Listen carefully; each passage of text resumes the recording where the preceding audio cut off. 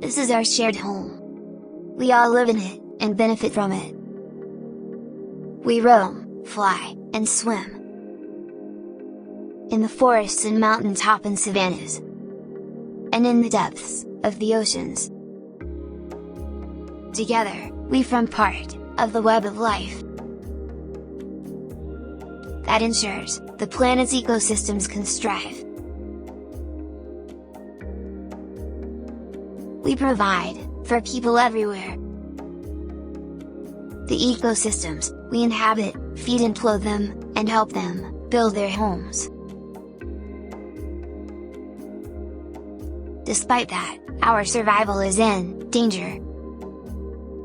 Thousands of species face the danger of extinction. Without them, habitats and ecosystems are in peril. This World Wildlife Day, join us in raising awareness of the future of endangered species. Together, we can change course.